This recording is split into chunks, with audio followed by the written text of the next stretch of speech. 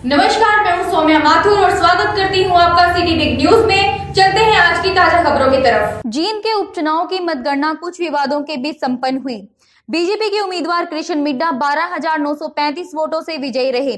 कृष्ण मिड्डा को कुल 50,566 वोट मिले, जिसमें द्वितीय श्रेणी पर जेजेपी के उम्मीदवार दिग्विजय चौटाला रहे और तीसरे स्थान पर रहे कांग्रेस के उम्मीदवार रणदीप सिंह सुरजेवाला।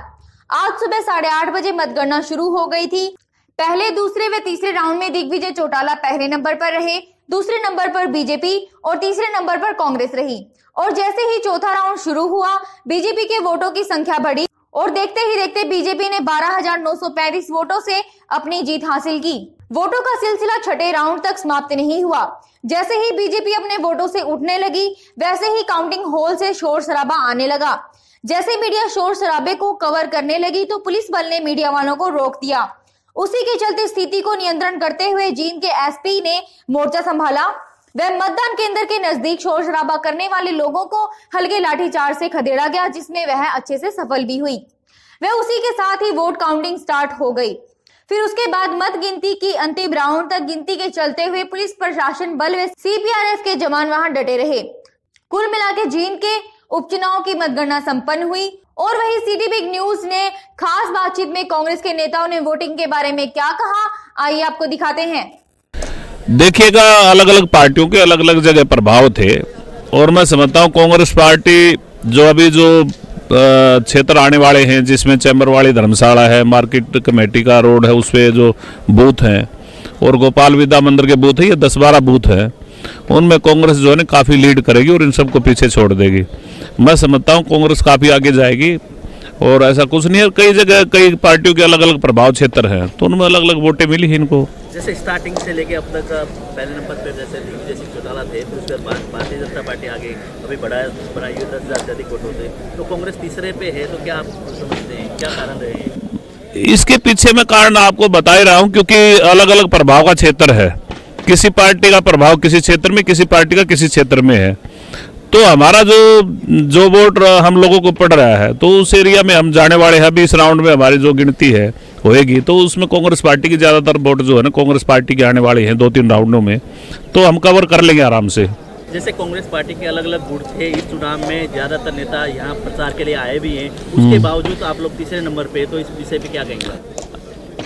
मैं पहले कहना जल्दबाजी होगी, आप थोड़ा सा रुकिएगा, इंतजार करिएगा। और सभी जो नेता थे सबने बड़े गंभीरता से काम किया और दिन रात करके काम किया है। मैं समझता हूँ कोई भी ऐसा कार्यकर्ता और नेता नहीं बचा जिसने अपने दिल से काम ना किया हो।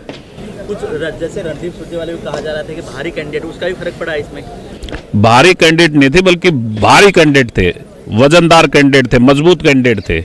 और भारी तो दिग्विजय थे, वहां से तो सिरसा से उठ के आए हैं। ये तो अपने जिले का, अपने गांव का रहने वाला है, तो भारी कैसे हो सकता है? जैसे कांग्रेस पार्टी के भारी कैंडिडेट थे, लेकिन जींद में भारी नहीं पड़े, इस विषय पे क्या कहेंगे आप? मैं ये बात कहना चाहता हूँ, अभी कहना जल्दबाजी होगी और बाकी थोड़ा सा इंतजार करिएगा। आपको पूरी तरह से सारी अवगत भी कराएंगे और अपना बयान भी देंगे, कोई दिक्कत नहीं है। मशीनों का नंबर जो है वो टैली नहीं हो रहा, आपस में मिलान नहीं हो रहा। अभी 2 मशीनों का नहीं हो रहा। टेबल 2-3 है स्टार्टिंग वाली, अभी काउंटिंग रुकी हुई है। मांग हमारी है कि जो मशीनों के नंबर टैली नहीं हो रहे, वो मशीनों की गिनती ना हो और दोबारा से वो कराई जाए। दोबारा प्रशासन नहीं करवा रहा, दोबारा काउंटिंग नहीं करवा रहा। सभी पार्टियों का ऑब्जेक्शन है। नहीं, प्रशासन क्या कह रहा है सर? भारतीय जनता पार्टी को छोड़ करके सभी पार्टियों का ऑब्जेक्शन है। नहीं, प्रशासन का कैसा वो है? ईवीएम के जब मशीनों के जो नंबर हैं, अगर वो नहीं मिलेंगे तो सभी का ऑब्जेक्शन है, चाहे कोई इंडिपेंडेंट एमएलए का चुनाव लड़ रहा है, चाहे पार्टी से। सर, कितनी मशीन हैं और कौन से बूथ की हैं ये स्टार्टिंग के बूथ के हैं, बूथ कंफर्म नहीं अभी।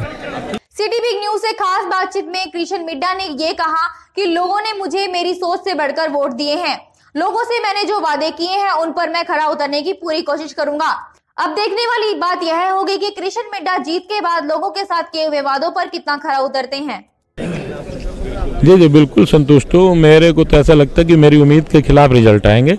हमने तो लगभग जो गांव से सोचा था 14-14.5 हज़ार वोटों का आंकड़ा लगाया था और मुझे लगता है ज़्यादा जाएगा ये आंकड़ा और शहर से भी अच्छा प्यार लोगों का मिलेगा। इसलिए मैं सारी जिंदगी जनता का भी धन्यवाद करता हूँ, सब लोगों का जिन्होंने मुझे इतना प्यार दिया और मेरे पिताजी के सपनों को साकार करने का जो उन्होंने प्रयास किया, उसके लिए मैं सारी जनता का बहुत बहुत मुबारकबाद देता हूँ और बहुत बधाई देता हूँ।